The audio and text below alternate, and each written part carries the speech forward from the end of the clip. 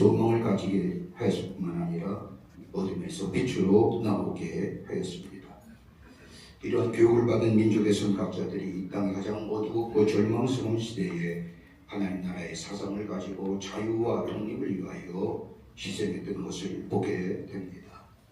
그 앞에 가장 앞장섰던 학교가 배제요, 그리고 이화요, 그 밖에 뒤를 따라왔던 기독교 권학인으로 세워진 학교들이었습니다. 여러분, 기독교 교육의 궁극적인 가치가 무엇일까요? 기독교 교육의 목적이 어떤 것일까요?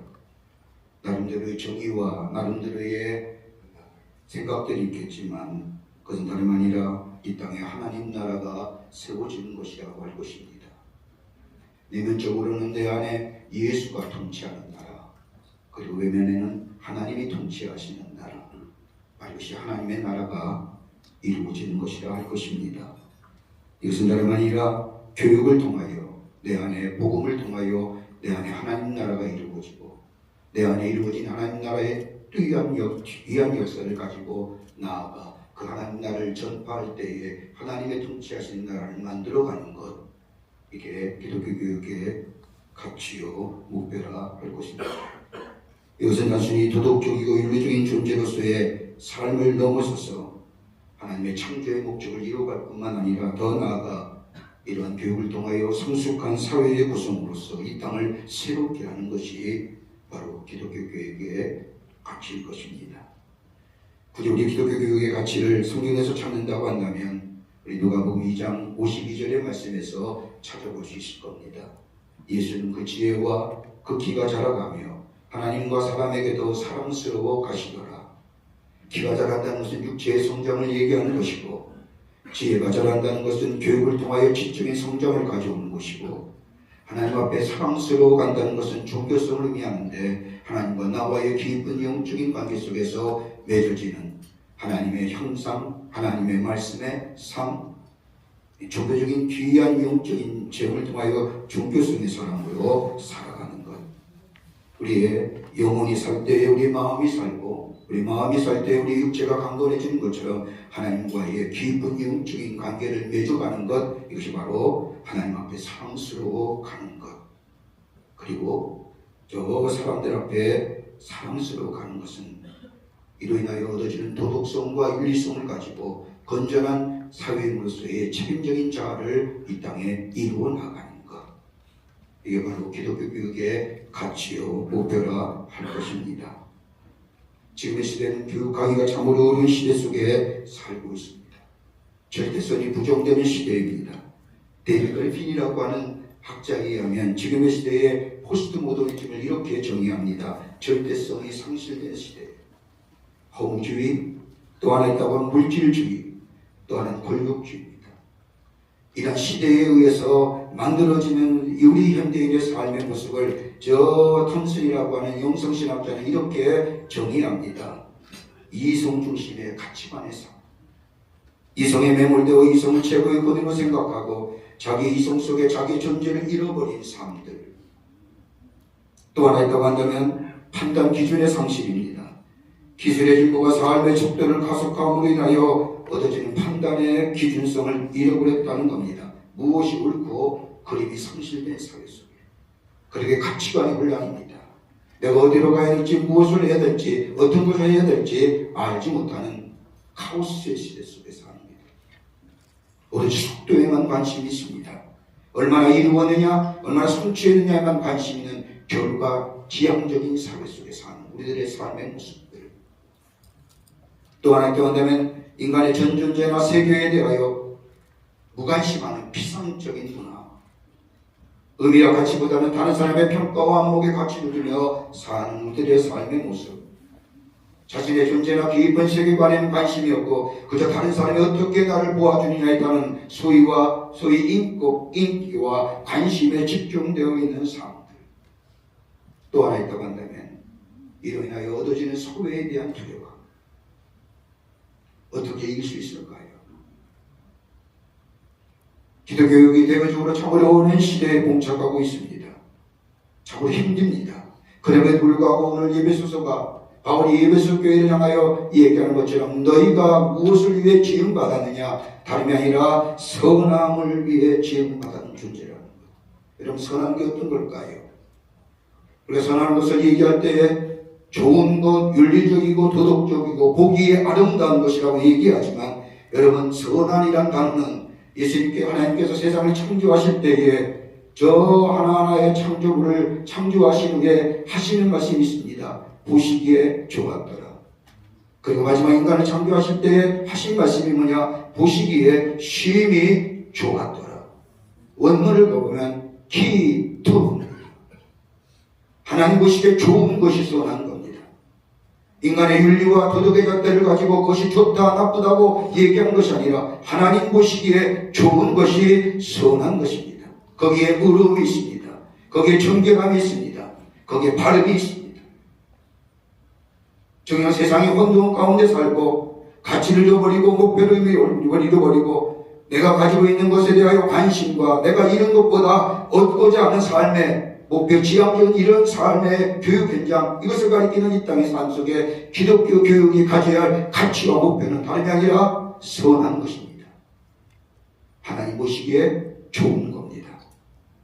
그것이 우리의 삶의 기독교 교육의 목표가 될 때 거기에서 의로움이 나오고 정결함이 나오고 신실함이 나오게 됩니다. 뭘 가르쳐야 될까요? 오늘 바울은 에베소 교회를 향하여 얘기하면서 몇 가지로 우리에게 귀한 말씀을 해주시고 계십니다. 다름이 아니라 하나님의 말씀을 가르쳐야 된다는 겁니다. 어떤 상황이 오더라도 말씀을 가르치는 것이 되어야 된다는 겁니다. 말씀은 진리입니다. 변함이 없는 겁니다. 저 바울이 만났던 말씀이나 저 베드로가 만났던 말씀이나 저 구약의 아브라함이 만났던 말씀이나 오늘 우리가 만나는 말씀 동일한 말씀입니다. 왜요? 진리는 변함했기 때문입니다. 진리는 모든 사람에게 대상이 되기 때문입니다. 그 진리를 접하는 사람마다 남녀노소를 불문하고 나이가 많고 적은 교육에 많이 배우고 적게 배우고 차이없이 그 말씀 앞에 그 진리 앞에 변화하는 역사가 있기 때문입니다. 말씀을 가르쳐야 됩니다. 그러기에 때를 얻든지 못 얻든지 주의 말씀을 전하기에 힘쓰라고 우리에게 하나님은 말씀하십니다. 한 통계에 의하면 하루에 성인이 스크린이라고 하는 것, 보는 것이죠. 모니터야. 스크린이라는 건 시간이 얼마나 되느냐 조사해 봤더니 무려 6시간 20분이랍니다.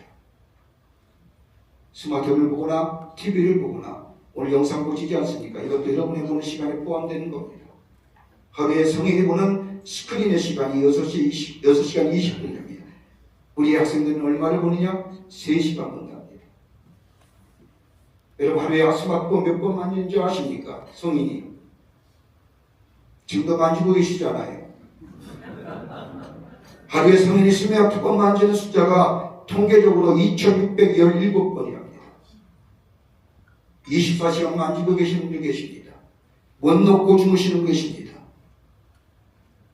우리의 젊은 우리의 할인 학생들 보는 것에 비주얼에 마음이 뺏기고 우리의 정신이 뺏기는데 오늘 성경은 거기서 선한 것이 나는 것이 아니라는 겁니다. 하나님의 말씀을 가리키고 말씀이 전해질 때에 거기에 선함이 의로움과 정결함과 바람과 그로 인하여 도덕적이고 윤리적인 삶 속에서 사회적으로 성숙한 하나님의 사람으로 이 땅의 사회적 구성으로 살아갈 수 있다는 겁니다. 어렵지요. 종교 편향주의 하지 말라고 얘기합니다. 학교에서 성경 가르치지 말라고 하는 겁니다. 예배 드리지 말라고 하는 겁니다. 기독교 번학인용으로 세워진 사업조차도 하나님의 말씀을 가르치거나 예배 드릴 수 없는 시대가 되었지만 그럼에도 불구하고 하나님의 말씀을 전하여야 됩니다. 기독교 사학에서 기독교 학교에서 하나님의 말씀이 전하지 아니하면 하나님의 말씀을 들을 기회가 없습니다. 거기에 영적인 성장입니다. 영적인 부흥이, 영적인 성장이 올 뿐만 아니라 우리의 마음과 정신이 새로울 뿐만 아니라 우리의 육체가 이 세상 속에 바른 삶을 살아가게 합니다. 또 하나 있다고 한다면 하나님의 사랑을 가르쳐야 된다는 겁니다. 인간이 이 역사의 위로 가장 해결하지 못한 문제가 두 가지의 문제입니다. 하나는 죄의 문제요, 또 하나는 죽음의 문제입니다. 여러분, 죄의 문제가 어떻게 해결됩니까? 우리의 삶의 죽음의 문제가 어떻게 넘어설 수 있습니까? 다름이 아니라 예수 그리스도의 십자가의 사랑이 저에게 전해진다고 한다면 죄의 문제가 해결될 뿐만 아니라 죽음의 문제가 해결됩니다. 여러분, 죄와 죽음의 문제가 해결됐다고 하는 것은 내 안에 나를 붙잡고 있던 얽매이 꺾였던 그것을 자유롭게 하는 진정한 자유인의 삶으로 살아갈 수가 있습니다. 자유는 내가 쟁취해서 얻어지는 것이 아니라 주어져야 되는 겁니다. 우리의 진정한 죄와 죽음의 문제, 나를 얽매고 있는 이 억싸고 있는 이런 것으로부터의 자유로움은 예수 그리스도의 십자가의 사랑이 저들 가운데 전해질 때에 지금은 깨닫지 못하고 알지 못한다 할지라도 저들이 나중에 성인이 되었을 때에 죄의 문제가 해결되고 죽음의 문제가 해결될 때에 저희는 진정한 이 사회 속에서 자유인의 삶으로 살아가게 됩니다. 이것이 기독교의 가치입니다. 하나님의 사랑을 가르쳐야 됩니다. 그 사랑을 가르칠 때에 거기에 뭐가요? 다른 사람을 사랑할 수 있습니다. 사랑은 수직적인 사랑이어야 됩니다. 내가 받은 사랑을 다른 사람에게 흘려보내야 됩니다. 거기에 사랑의 역사가 일어납니다. 또 뭐가 있다고 한다면 하나님과 함께 행하는 삶을 가르쳐줘야 됩니다. 미가서 1장 6절부터 8절의 말씀을 보면 이렇게 성경은 말씀합니다. 이 말씀은 저 카터 대통령이 대통령 취임할 때 성경에 손을 얹고 읽었던 성경 말씀입니다. 내가 무엇을 가지고 여호와 앞에 나아오가며 높으신 하나님께 경배할까? 내가 번제물 1년 된 송아지를 가지고 그 앞에 나아갈까? 여호와께서 천천의 순양이나 만만의 강수 같은 기물을 기뻐하실까? 내 허물을 위하여 내 맏아들을, 내 영혼의 죄를 위하여 내 몸의 열매를 드릴까? 사람아, 주께서 선한 것이 무엇임을 내게 보이셨나니 여호와께서 내게 구하는 것은 오직 공의를 행하며 인자를 사랑하며 겸손히 내 하나님과 함께 행하는 것입니다.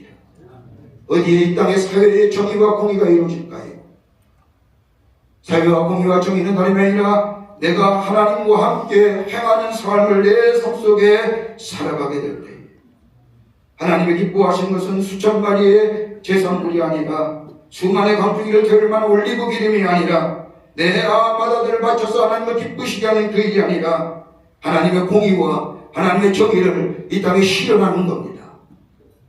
그건 다름이 아니라 하나님의 행하신 일들을 가리키시는 겁니다. 여러분, 교회의 목적은 뭘까요? 하나님의 하신 일을 가르치는 겁니다. 저도 기독교 관학이념으로 세워진 우리 감리교회의 산하의 기독교 교육 학교 여러분, 관계자 여러분, 무슨 일이 있어도 이것만은 포기하지 않으시기 바랍니다. 하나님의 말씀을 가르치는 일, 하나님의 사랑을 가르치는 일, 하나님과 함께 행함을 인하여 공의와 정의를 이 땅에 실현해 나가는 일. 저 사회의 수많은 소리와 외침이 이 땅에 공의와 정의를 이루어가는 것이 아니라 하나님의 사랑을 내가 누리며 그 사랑의 응답적인 전쟁질서의 삶을 살아가게 될 때에 우리 안에 공의가, 이 땅에 정의가 이루어집니다. 이것이 기독교 교육의 가치입니다. 새로운 세기를 맞이합니다. 지난 140년 동안 이 나라 근현대사에 기독교를 제외하고는 역사가 설명이 안 됩니다. 근데 어느 때인가부터 기독교 교육이, 기독교라고 하는 신앙이 바뀌어서 민족주의가 그 자리를 대신했습니다. 민족주의에도 그런 민초 얘기가 나옵니다. 기독교의 신앙이나 기독교 교육의 얘기는 역사 속에서 사라지고 말았습니다. 그러나 역사는 분명히 우리에게 증거합니다. 기독교 교육이 있었기에 이 땅에 자유가 있었고, 기독교 교육이 있었기에 하나님의 사랑이 이 땅에 널리 펼쳐졌고, 하나님의 사랑, 기독교 교육이 있었기에 하나님의 공의와 정의가 그나마 이 땅에 이렇게나마 펼쳐졌다는 사실. 그렇다고 한다면 지난 140년을 돌아보며 오늘 이 시점에서 우리의 삶의 전망이, 우리의 교육의 현장이 척박하다 할지라도 나를 새롭게 하셨던 하나님의 말씀, 내게 베푸신 하나님의 놀라운 사랑, 그러게 내 삶 속에서 섬김과 나눔의 삶을 살았던 그 하나님의 사랑, 그리고 하나님과 함께 행하여서 이 땅에 이루었던 이 공의와 정의의 삶이 다시 140주년을 맞이한 이 자리에서 우리 감리교 산하에 함께 이 땅에 하나님 나라를 세워가는 동역자, 우리 관계자 여러분들, 우리 이사장님과 교장님과 우리 선생님들과 우리 모두가 다 다시 한번 새롭게 결단하며 이 땅에 하나님 나라의 가치를 세워가는 이 기독교 교육을 통하여 이루어가는 그 놀라운 역사가 다시 이 땅에 이 시간에 우리의 결단을 통하여 시작되기를 간절히 소망합니다. 수고하신 우리 모든 학원 관계자, 이사장님과 교장님과 그리고 학원장님과 그리고 모든 교사님들, 특별히 교육 현장에서 수고하신 목사님들, 하나님의 은혜가 하나님의 도우심이 함께 하시기를 주의 이름으로 간절히 축복합니다. 살아서 역사하시는 전능하신 하나님, 저희들 하나님의 사람으로 세워주시고 하나님의 귀한 말씀 전하게 해주심에 감사를 드립니다. 오늘 특별히 학원 컨퍼런스를 맞이해서 감리교 산하의 기독교 공동체들이 한자리에 모여서 지난날에 하신 하나님의 귀한 역사를 뒤돌아보며 지금 이 자리에서 내 삶의 내 학교의 자리를 다시 한번 점검하며 새로운 미래를 계획할 수 있는 귀한 이 시간, 성령께서 이 자리에 임재하시고 우리의 마음과 생각을 주장하여 주시옵소서. 이 땅에 하나님 나라의 복음이 널리 증거되고 하나님의 귀한 역사가 새겨서가는 귀한 이번 기회가 되게 하여 주시옵소서. 예수님의 이름으로 기도하옵나이다. 아멘. 그러면서 비로소 세계가 어떻게 변하고 있는지를 저 젊은 청년 정치 지도자들이 목격하게 됩니다. 우리가 잘 아는 대로 나서 대통령을 아련하기 위하여 워싱턴 DC로 가는 열차 안에서 미 감리의 볼티모어 연회의 가우처 목사님을 만납니다. 저분은 일찍이 여성교육에 관심이 있으셔서 볼티모어 여자의과대학 보도부 여자대학을 설립하셨고 또 아시아 선교에 관심이 있으셔서 중국 선교, 그 다음에 일본 선교를 후원하시면서 중국 칭화대학, 그 다음에 일본에서는 아오야마 대학을 설립하신, 그래서 학원 선교가 이 복음 선교에 얼마나 중요한 역할을 하고 있는지 아셨던 분입니다. 열차 안에서 만납니다. 나라를 발전시키고 나라를 어떻게 하면 부강하게 하겠느냐는 정치적인 그런 목적의식을 갖고 있는 조선의 사절들이 그 달리는 기차 안에서 만난다는 것은 기적이었습니다. 그랬을 때 결국은 이제 조선 사신 대표인 민영이과 개인적으로 대화를 하게 되었고 어떻게 하면 조선 땅에다 복음을 전할 것인가 하는 가우처 목사님의 그런 선교의지와 어떻게 하면 우리나라 민족을 발전시킬 수 있을 것인가 하는 그런 정치적인 목적을 가지고 이 두 분의 열차 안에서의 만남이 결국은 자기가 일본이나 미국을 방문해서 봤을 때 결국 아시아에 있는 나라들이 세계의 발전한 국가들과 개방하지 않고서는 도저히 존재할 수 없다고 생각할 수 없다는 사실을 깨달아서 일본에서 했던 것처럼 중국에서 했던 것처럼 선교사들이 그 나라에 들어와서 학교하고 병원 설립하는 것이 가장 시급한 과제라는 걸 깨닫게 되죠. 이미 가우처 박사는 볼티모어에서 여자의과대학을 설립하고 여자대학을 설립하셨던 분입니다. 그래서 의료선교와 교육선교의 중요성을 알고 계시던 분이죠. 그렇게 해서 만약에 미국에서 교회에서 학교하고 병원을 설립할 사람들을 보내주면 자기가 적극 귀국해서 돕겠다는 그런 확연을 받게 됩니다. 그래서 가우처 박사는 바로 미국 뉴욕에 있는 감리교 선교본부에 조선에서 선교 가능성에 문이 열릴 가능성이 있다. 그러니 이제 우리도 조선에 선교사를 보내자. 그리고 마침 일본 도쿄에서 사역하고 있는 저의 대학 10년 선배인 맥클레이 박사에게, 저분은 이제 중국 선교 개척하고 일본 선교 개척하신 분입니다. 그래서 중국에서도 학교 설립하시고 일본에서도 아오야마 대학을 설립하신 분입니다. 저분에게 개인적으로 편지를 써서 빨리 조선에 가봐라. 내가 열차 안에서 이런 사람을 만났다. 그리고 국왕의 처조카와 프린스가 이제 나라를 개혁하기 위하여 미국 선교사를 받아들이기로 그렇게 자기 돕겠다고 약속했으니 당신도 빨리 조선 땅에 들어가서 한번 상황을 살펴봐라 해서 가우처 박사님이 이제 1884년 6월 27일 서울을 방문해서 미국 공사관을 통해서 이제 조선 정부에 제안서를 냅니다. 미국 선교사들이 들어와서 조선 땅에서 학교하고 병원을 설립할 수 있도록 허락을 해달라. 이미 민영익을 통해서 개방과 개혁 아니고서는 나라를 되살릴 방법이 없다는 것을 고종 황제도 알고 계셨던 것이죠.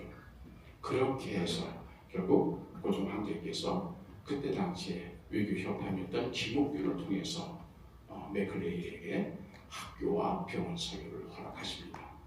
그래서 아시아에 있는 모든 나라와는 달리 한국은 유일하게 국왕이 선교사를 요청한 나라가 되었습니다. 그렇기 때문에 한국 땅에서 이제 복음 선교 내지는 학원 선교는 선교사가 원하기보다는 나라가 원하는 국왕이 원하는 사안이었다는 사실을 우리는 기억해야 합니다. 그렇게 해서 이제 미국 선교본부에서는 학교하고 병원할 사람을 한국에 파견하게 되는 거죠. 그래서 북장로회와 남장로회, 우리 감리회가 북감리회가 동시에 1885년 부활절에 처음으로 한국에 선교사를 보낼 때 이때 학교할 선교사로 장로교는 엄더우드, 그 다음에 병원할 사람은 알렌과 그 다음에 헤런, 그리고 우리 북감리교회는 학교할 사람으로 아텐젤러, 그리고 스크레터 부인, 그 다음에 병원할 사람으로 스크레튼을 보내게 됩니다. 그렇게 해서 한국에서의 선교는 어떻게 보면 다른 아시아의 국가들과는 다 우호적인 관계에서 국가가 원하는 상황에서 결국 선교가 이루어져서 배제학당이 설립이 되었고, 그 다음에 국왕이 1887년에 배제학당이라는 이름을 지어버려서 현판을 내려버립니다. 저건 조선시대 사회현판이라고 하는 것은 서원이나 향교나 어쨌든 국가에서 표창을 할 때 내려보낸 사회현판입니다. 그렇게 해서 남자 학교는 배제학당, 여자 학교는 이화학당, 그 다음에 스크랜드 병원의 시병원, 그렇게 해서 그걸 2년 만에 내려보냅니다. 이거는 이제 국가가 공인한다는 얘기죠. 국가가 보호한다는 얘기죠. 훨씬 유리한 환경이 되게 된 것이죠. 아벤젤러는 거기서 학교에 교훈을 세웁니다. 영어 배워서 출세하려고 하는 사람들이 대거 몰려왔는데 아벤젤러의 꿈은 섬기는 리더십을 한국 사회에 심고자 했던 것이죠. 요기 대자 당위인요. 크고자 하는 자는 남을 섬겨야 한다. 그렇게 해서 이제 한국의 근대 교육이 기독교 정신으로 시작이 됐습니다. 스크랜드 부인은 유학당을 시작을 했습니다. 그렇게 해서 거기서도 버려진 아이들을 지도자로 양성하겠습니다. 인천의 영화학당입니다. 영화학당에 항상 초창기 보면은 태극기와 십자가가 항상 같이 걸려 있습니다. 영화학당의 체육 시간인데 거의 군사교육입니다. 그런 과정을 통해서 결국 위기에 처해 있는 한말의 위기에 처해 있는 나라와 민족을 구원하는 종교로서 사학의 모습을 일반 시민들이, 계층들이 바라보게 되는 것이죠. 그러다 보니까 일제강점기가 됐습니다. 그랬을 때 배모의 사건이 결국 기독교도 박해 사건이라고 할 수 있을 정도만큼 기독교 민족운동가들을 철저히 탄압하는 그런 운동이었는데 서울의 상록청년학원, 개성의 한영서원, 평양의 대성학원, 숭실학당, 선천의 신성중학교, 의주의 양실학교 모두 다 미션 스쿨입니다. 기독교 학교 교사와 학생들이 위기에 처한 나라와 민족을 위해 독립에 적극 참여하고 결국 투옥되는 그런 역사의 과정을 통해서 결국 3.1운동 때도 결국 정동길에서 대제 학생들과 이화 학생들이 만나서 함께 만세운동 부르는 저 모습을 통해 나라와 민족을 위해 희생하고 봉사하고 참여하는 그런 기독 사학의 모습을 보여주게 되었던 것이죠. 그 전통은 계속 이제 전 기독교 선교가 이루어진 데서 항상 학교 옆에 교회, 교회 옆에 학교 이런 모토로 선교사들이 운영해 왔습니다. 원산 루시아 학교, 상록수의 주인공 최용식을 배출했습니다. 대한수도원장, 전진원장을 배출한 학교입니다. 평양광성고등고등학교, 홍현설 박사, 김용옥 박사, 윤석원 선생님을 배출한 그런 학교입니다. 이런 학교들이 이루어졌을 때 끊임없이 대한제국 시기부터 해방될 때까지 정부는 기독교 사학을 견제하고 탄압하는 그런 포고령을 냅니다. 대한제국 시기 제일 적으로 나온 것이 1908년인데 이미 저 때는 통감부라는 어용기구를 통해서 일본이 우리를 통치하고 있었을 때입니다. 일제강점기가 시작되자마자 사립학교 규칙을 발표합니다. 그러면서 끊임없이 1943년 조선교육령에 이르기까지 그래서 철저하게 일본 총독부는 종교사학을 탄압합니다. 두 가지입니다. 기독교 사립뿐만 아니라 민족 사립을 탄압했는데 두 가지를 경계했습니다. 하나는 뭐냐? 조선어 교육을 하지 말아라. 조선 역사를 가르치지 말아라. 둘째는 기독교 성경과 종교 집회를 하지 말아라. 그것이 결국 모든 규제력의 목표였습니다. 그러나 그런 과정을 통해서도 결국 끊임없이 생존해온 것이 우리 기독교 사회, 특히 감리교 사립학교가 되게 됐습니다. 이러한 정부의 조직 통제와 정책에 맞서서 교회의 대응은 두 가지로 나뉩니다. 컨포미스트와 논컨포미스트는 16세기 영국에서 종교개혁이 일어났을 때 결국 영국에서 이루어지는 이 종교개혁에 대해서 칼빈주의자들은 컨포미스트, 분리주의로 나갑니다. 그렇게 해서 국왕을 종교의 수장으로 인정하지 않겠다 해가지고 철저하게 칼빈주의적인 종교개혁을 추구하다 보니까 결국 그들은 영국 국교에서 탄압을 받으면서 추방당하고 그렇게 해서 침례교, 그 다음에 장로교 이런 식 회중교 이런 식으로 떨어져 나갑니다. 회중교회는 컨포미스트였습니다. 그러한 국가의 종교 정책에 순응하면서 기독교의 본연의 선교 정책을 어떻게 설계해 나갈 것인가 고민하는 그런 자세를 취합니다. 어떻게 보면 기독교 역사에서는 항상 이 두 가지 시대적인 상황 속에서 컨폼할 것인가, 논컨폼할 것인가 이것이 고민이 됩니다.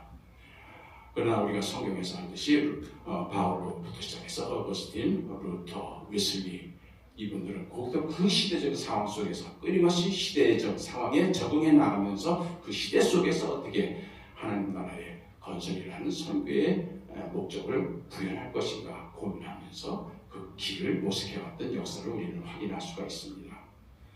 기독교 선교 140년의 역사에 특히 기독교 사학의 위기와 도전과 위기가 없었던 적은 없었습니다. 끊임없이 있어 왔습니다. 그러나 그 과정에서 끊임없이 교회 지도자들은 이 하나님 나라 건설이라고 하는 선교의 가장 근본적인 목적을 이루기 위하여 최일선에 나선 목사들과 교사들이 어떻게 해야 할 것인지를 고민하면서 실천해 왔습니다.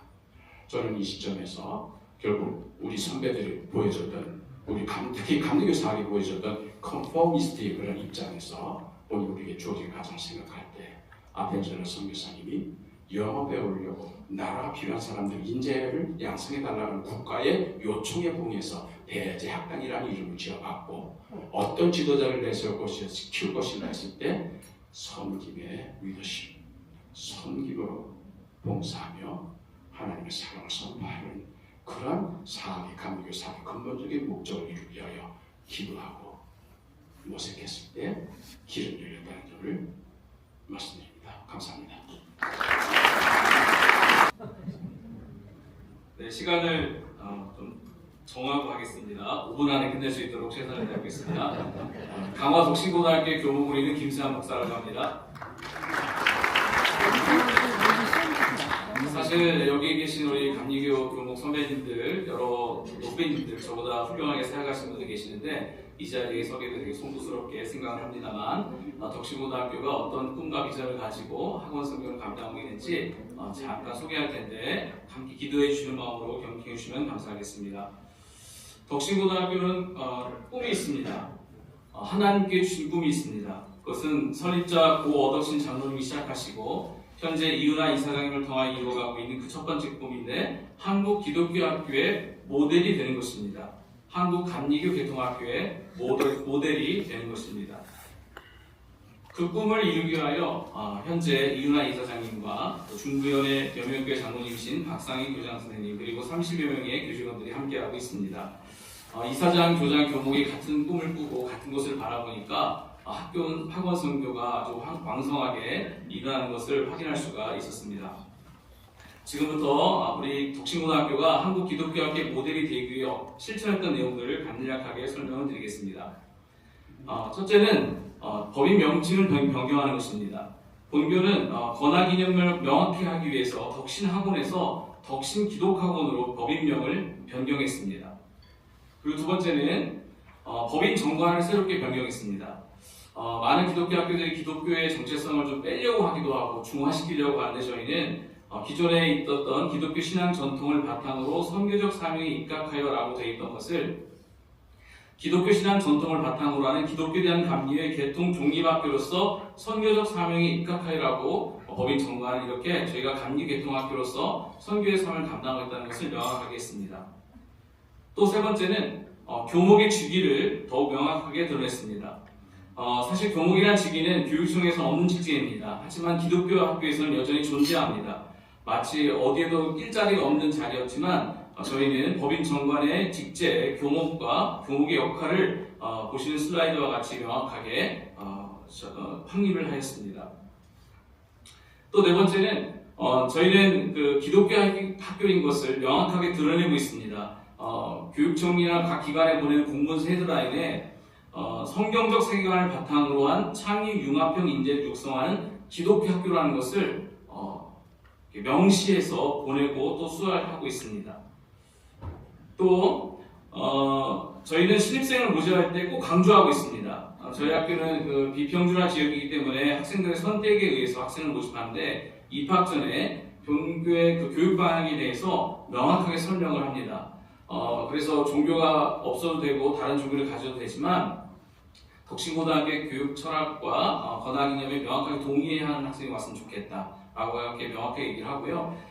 이렇게 할 때 학자들은 기독교 학교를 드러내면 오히려 학생이 안 오는 거 아니냐, 학생 모집에 어려움이 있는 거 아시냐라고 말하는데 저희는 한 2년 동안 학생 미달이었다가 저희가 기독교 학교를 오히려 드러내고 명확하게 했더니 지금 미달되지 않고 오히려 더 학생을 차고 넘치는 것을 볼 수가 있었습니다. 또 저희는 학교뿐만 아니라 덕신 학원 선교회가 저희 가운데 있습니다. 학급별로 진행하는 아마 클래스 미션, 이런 학급 미션 등은 몇 개의 학교에도 실시가 되는 것으로 알고 있습니다. 그런데 본교에서는 학급과 교회가 자매교회를 맺고 1년에 4회 정기적으로 같은 반에서 학급 미션을 수행함으로써 담임 선생님이 계시듯이 학급 담임 목사님처럼 운영되고 있습니다. 그리고 이 덕신학원 선교회는 자체적으로 조직이 되어서 매월 교회를 순회하면서 학교를 위해서 기도하고 있고 또 학교의 여러 가지 행사의 모든 활동을 같이 하면서 함께 해주고 있습니다. 오늘 이 자리에도 우리 덕신학원 선교 회장님과 몇 분의 목사님들이 함께 하셨습니다. 이 사진은 학기 초에 메토링을 맺는 자매결혼식 사진입니다. 이렇게 해서 학생과 학교 또 교회와 연결되어서 여러 가지 교육 프로그램들 같이 진행하는 것을 덕신학교에서는 하고 있습니다.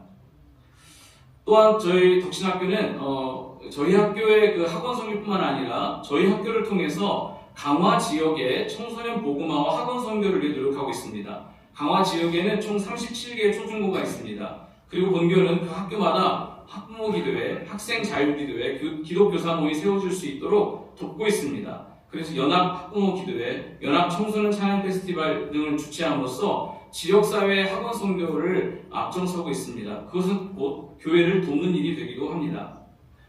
이 사진은 강화 학부모 학생 교사가 함께한 연합 기도회 사진이고요. 이 사진은 강화 청소년 찬양 페스티벌 사진입니다. 이 행사에 강화 지역에 4개의 학교 기도 모임 또 동아리도 생겼습니다. 마지막으로 본교는 또 하나의 꿈과 비전이 있습니다. 아마 이런 기사들 볼 거 있을 것입니다. 전도사 구하기가 하늘의 별따기다. 특히 강화처럼 시골 지역은 더 심각합니다. 또 한 통계에 따르면 담임 목사님이 부교육자에게 왜 사회를 기피하는 질문에 사명감 부족이 35%라고 가장 높았습니다. 또 2024년 한국일보 기사에 따르면 한국 교인들이 가장 중요하게 생각하는 목회자의 역량은 인품과 인격이다라고 통계가 되었습니다. 제가 왜 이 기사를 보여드리냐? 현재 한국 교회는 다음 세대의 중요성을 강조하면서도 정작 다음 세대를 담당하고 한국 교회를 이끌어갈 예비 목회자들에 대한 역량 교육에 관심이 없다는 것입니다. 앞서 말씀드린 것처럼 사명감과 인품과 인격은 이론으로 배울 수 있는 것이 아니며 기숙사 공동체 실생활을 통하여 삶으로만 배울 수 있고 체득할 수 있습니다. 신학대학에서는 늦습니다. 그리고 공교육에서 감히 이러한 교육을 감당하는 것은 어렵다고 생각됩니다. 그래서 하나님께서 덕신고를 통해 주신 두 번째 꿈은 예비신학 특별반을 운영하는 것입니다. 신학생 양성은 어디부터 시작해야 될까요? 최소한 고등학교 때부터는 시작되어야 한다고 저는 생각합니다. 현재 중학교 진로교육에서는 고등학교 입학하면서 진로를 정하도록 하고 있습니다. 전문인 양성을 위한 전문계구도 있습니다. 그렇다고 해서 고등학교에서 신학이라는 전문식을 미리 시키자는 것이 아니라 10대 후반기에만 가능하고 또 성공할 수 있는 인품과 인성교육, 경청과 의사소통 역량, 공감과 갈등 해결 능력, 영성과 사명감, 공동체의식을 함양해야 된다는 것입니다. 시간 관계상 자세한 설명 못 드리지만 고등학교 시절부터 이것이 구별되어져서 이런 핵심 역량을 길러내고 그 학생들이 신학대학에 가서 신학이라는 전문식을 배울 때 인격과 품격이 갖춘 목회자가 양성이 되고 결국 그것은 한국교회를 살리는 가장 첫 번째 길이라고 생각됩니다. 지금까지 덕신고에 주셨던 한국교회 모델되는 꿈, 그리고 새롭게 주시는 한국교회를 살리는 목회자 역량 교육의 고등학교 과정에 대해서 소개를 드렸습니다. 언제든지 궁금한 사항 문의 주시고 앞으로도 많은 기도를 부탁을 드립니다. 감사합니다. 농담을 하고 시작해야 될 것 같습니다. 제가 신앙이 좋으면 감리교 목회자가 됐을 것 같은데 신앙이 많이 부족해서 장로교 목사가 됐습니다. 마태복음 13장에서 씨 뿌리는 자의 비유를 우리가 흔히 설교를 하면 교인들에게 좋은 밭이 되라 이렇게 설교를 합니다. 그런데 학원 선교 현장에서 학생들에게 너희가 좋은 밭이 되라 그렇게 말하는 건 거의 불가능합니다. 다행히 이 비유의 초점은 좋은 밭이 되라에 있는 것이 아니라 씨 뿌리는 자의 초점이 있다는 것을 우리가 알아야 합니다. 씨 뿌리는 사람은 그것이 돌밭이든 길가든 가시덤불이든 목터든 다행히 밭을 가리지 않고 밭을 탓하지 않고 자기가 가진 씨를 아낌없이 뿌립니다. 하늘나라는 밭을 가리지 않습니다. 오히려 씨 뿌리는 사람이 씨를 넉넉히 준비하고 뿌리는데 아까워하지 말아야 합니다. 있는 힘을 다해 뿌려야 합니다. 여기 이 비유에 초점이 있습니다. 더 나아가서 결과를 기대에 맞추지 않고 통제하거나 미리 예측하거나 측정하지 않고 주어진 자리에서 자기가 가진 것을 풍성히 나누어 뿌려야 하는 그런 마음을 가지고 있어야 합니다. 하늘나라는 그와 같다고 이 예수께서 말씀하십니다. 씨 뿌린 사람의 넉넉한 마음, 그 사람이 가진 씨의 풍성함, 그리고 나쁜 토양을 만나 미처 자라지 못한 경우에도 그것을 실패로 간주하지 않는 것. 어딘가에서 자라날 30배, 60배, 100배의 열매를 기대하는 것. 그게 아마 우리 학원 선교를 하는 사람들 모두의 마음속에 있는 것일 겁니다. 여기에 있는 우리 모두는 저도 학원 선교하는 사람이니까요. 씨 뿌리는 사람처럼 여러분이 가진 씨를 넉넉히 뿌려왔다고 믿습니다. 때로는 열매가 없어 보일 때도 씨를 뿌리는 일이 헛된 것처럼 느껴질 때도 뿌리는 자리가 가시덤불이나 돌밭이나 길가처럼 보일 때도 우리는 아낌없이 씨를 뿌려왔습니다. 여기서 우리가 서로를 격려하고 위로하고 토닥이는 마음으로 저는 한 가지 근본적인 질문을 제기하려고 합니다.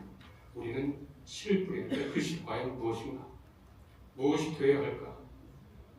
구체적으로 그 한마디로 하면 복음이겠지만 이 복음이라고 하는 씨를 학원 현장에 뿌릴 때 어떠한 목적과 어떤 방향성을 가지고 뿌려야 할 것인가? 지금까지 학원 선교는 크게 세 가지 범주안을 뱅뱅뱅 돌았습니다. 하나는 뭐냐면 교파교육이라고 하는 건데요. 그것은 특정 감리교, 장로교, 성결교라고 하는 교단의 신학과 전통신앙을 가르치는 겁니다. 미션 스쿨에서 이게 너무나 중요하죠. 우리는 한 영혼이라도 구하려고 하는 마음이 절박하기 때문에 긴급해지고 또 무리를 하게 되죠. 숙제로 교회 주보를 갖고 오라고 하기도 하고 세례 얼마 받았는지가 그 학교 교목의 평가에 들어가는 항목이 되죠. 세례를 준 숫자를 적어서 연말 보고서 내라고 하는 거. 그 교파교육이라고 얘기할 수 있겠습니다. 마음이 급하니까 그거 하고 싶죠. 급한 뒤에. 그런데 여기 중고등학교 학생 가르치시는 분들 알겠지만 2015년 교육부 고등부 2015년 중등교육과정 그 방향이 종교교육을 종교학교육을 하라고 얘기를 했습니다. 그러니까 기독교라고 하는 종교가 아니라 종교 일반을 가르쳐라. 그것을 가르쳐라. 그리고 종교를 배움으로써 얻을 수 있는 역량을 가르쳐라. 이렇게 2015년 교육 방향이 됐죠. 다행히 2022년에 조금 방향이 달라졌습니다. 이미 그 교육 과정의 말이 삶과 종교라고 말이 바뀌었습니다. 근데 여러분 혹시 여기 계신 분들 많이 알겠지만 그 교과서 구해서들 읽어보셨죠? 저도 몇 종을 다 구해서 읽어봤습니다.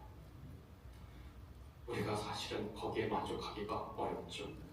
그것의 초점은 종교라고 하는 전통을 통해서 인성과 시민성을 어떻게 기르는지에 초점을 맞추고 있었습니다.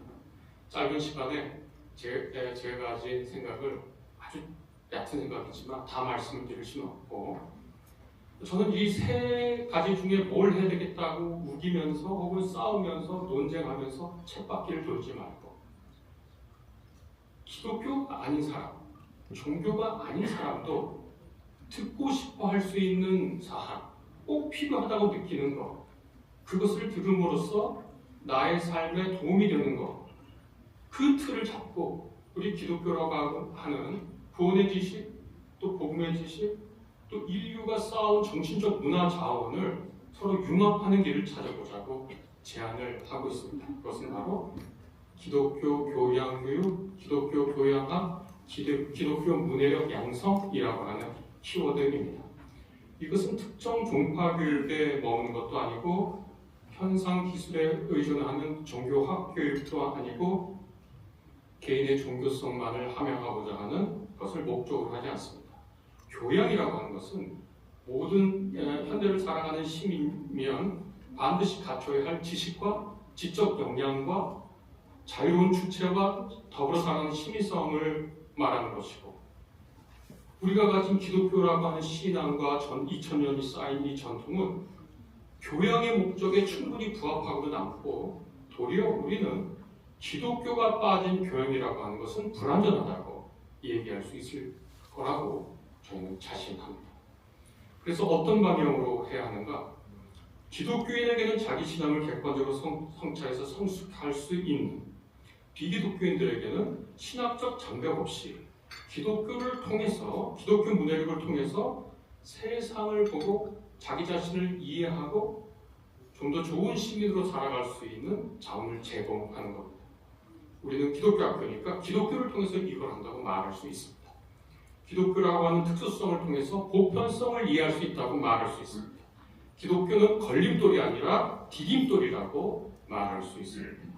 기독교를 통해서 타자를 이해하고 여러 컨텍스트, 어떤 그 다종교, 다문화 상황에서 어떻게 서로 좋은 네트워크를 만들 수 있는지 기독교 역사를 통해서 가르칠 수 있다고 얘기할 수 있습니다. 특별히 예수 그리스도의 죽음과 부활이라고 하는 기독교의 특수한 주장도 르네 지다르 같은 위대한 학자들의 이론을 통해서 이것이 어떻게 인류 문명의 근원을 파헤치며 이것이 어떻게 우리 사회에 구원의 빛을 말할 수 있는지를 충분히 설명해서 말할 수 있습니다. 지금 학원 성교가 이 세 가지 중에 하나에 매달릴 것이 아니라 새로운 기독교 교양교육의 장을 열어가야 한다고 그렇게 생각합니다. 시편 126편은 바빌론 포로에서 돌아오는 기쁨을 노래하는 시입니다. 거기에 눈물로 씨를 뿌리는 자는 기쁨으로 단을 거둔다 라고 하는 5절의 말씀이 있습니다. 지금 우리가 씨를 뿌리는데 어떻게 거둘지 전혀 예상할 수 없습니다. 그러나 확실한 것은 우리의 힘이 아니라 성령께서 어느 곳에서 피어날 30배, 60배, 100배의 결실, 그것을 우리에게 준비해 두고 계신다. 그렇게 확신합니다. 경청해 주셔서 감사합니다. 우리는 시대의 도전 앞에서도 기독교 학교의 정체성을 굳게 지켜왔습니다. 환경은 변해도 믿음으로 세운 교육의 사명은 변하지 않을 것입니다. 하나님께서 맡기신 학교를 끝까지 지켜내며 우리는 신앙과 사랑으로 다음 세대를 힘있게 세워가겠습니다.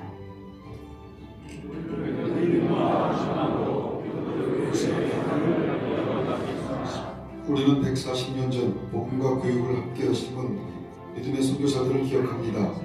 그들의 눈물과 헌신 위에 오늘의 감리교 교육이 세워졌습니다. 우리는 신앙의 유산을 소중히 보존하며 다음 세대에게 온전히 전하겠습니다. 우리는 신앙의 뿌리를 지키고 다음 세대에 전하겠습니다. 우리는 하나님을 경외함이 지식의 근본임을 믿습니다. 우리는 교실에서 복음의 가치와 인격의 빛을 드러내겠습니다. 세상의 흐름이 아닌 진리의 말씀 위에 교육의 길을 바로 세우겠습니다. 우리는 진리의 빛으로 세상을 비추겠습니다. 우리는 각 학교가 경쟁이 아닌 협력으로 부름받았음을 믿습니다. 감리교 학원들이 서로 지지하며 기도와 사랑으로 함께 자라가기를 축복합니다. 우리 각 연회는 지역 내 학원들과 연대하여 교육 선교의 사명을 위해 관심과 지원을 아끼지 않으며 늘 기도하겠습니다. 우리는 기도로 함께하며 학교 선교의 비전을 이루어가겠습니다. 우리는 단지 가르치는 자만이 아니라 하나님의 영상을 세워가는 사명자임을 고백합니다. 사랑으로 가르치고 기도로 품으며 무엇보다 삶으로 본이 되어 학생 한 사람 한 사람을 그리스도의 제자로 자라가도록 이끌겠습니다. 우리는 사랑으로 가르치며 사랑을 키워내겠습니다. 우리는 학교의 중심에 예배와 말씀이 살아있기를 소망합니다. 기도의 불을 다시 지피고 말씀의 능력으로 학생들의 마음을 깨우겠습니다. 하나님을 예배하는 학교마다 참된 예배가 회복되도록 헌신하겠습니다. 우리는 예배와 말씀으로 학교를 새롭게 하겠습니다. 우리는 교육을 통해 하나님 나라를 이 땅에 세워가겠습니다. 사랑과 진리의 가치로 다음 세대를 믿음의 주역으로 세우겠습니다. 하나님께서 맡겨주신 사명을 따라 감리교 교육의 미래를 힘차게 열어가겠습니다.